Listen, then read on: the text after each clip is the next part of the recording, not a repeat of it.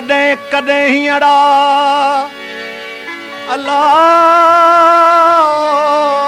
जो नथो बणी ओ जे तू सजन सारिया से वस नाहन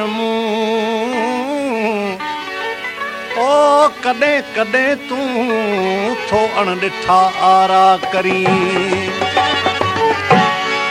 हो जॾूं चो जान बखे पुनल मूसां परते कोने हाल भाई साहो के सरते कोने हाल भाई साहो के सरते जॾूं चो जान बखे पुनल मूसां परते हो जॾूं चो जान बखे पुनल मूसां परते कोने हाल भाई साहो के सरते कोने हाल भाई साहो के सरते जॾूं चो जान बखे पुनल मूसां परते हो जॾूं चो जान बखे पुनल मूसां परते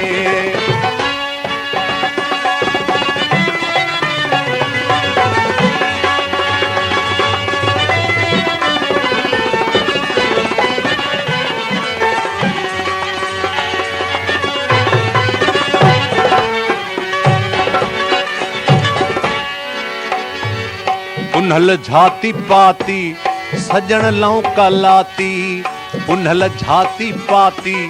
सजन लौका लाती सही से जूं सुञाती जीअं लाल जर के सही से जूं सुञाती जीअं लाल जर के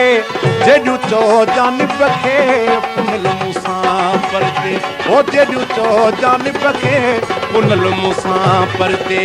कोने हाल भाई साहो के सरते कोने हाल भाई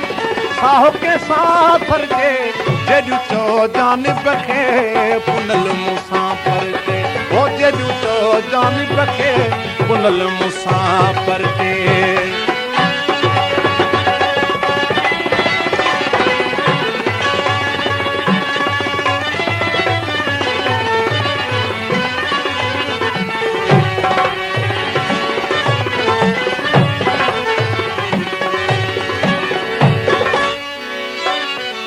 पुनल मूं ॾिठो हो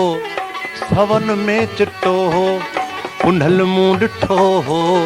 सवन में चिट्टो हो ॻाल्हाइण जो मिठो हो जीअं का कूंज करके ॻाल्हाइण जो मिठो हो जीअं का कूंज करके जॾूं चो जान बखे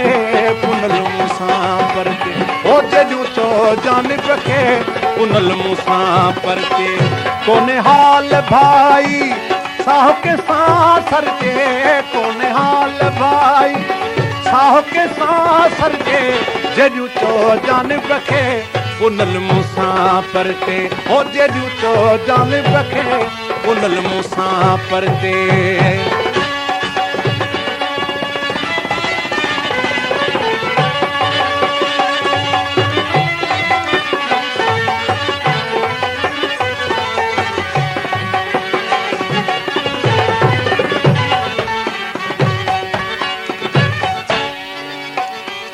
सालह चए थो सिक में रहज ॻाल्हि हिक में सालह चए थो सिक में रहज ॻाल्हि हिक में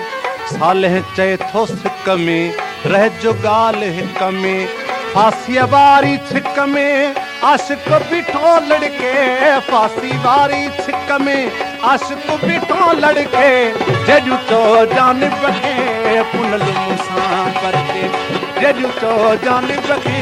पुनल मूसां परते कोने हाल भाई साहो के सरते वो कोने हाल भाई साहो के सरते जॾूं चो जान बखे पुनल मूसां परते ओ जॾूं चो जान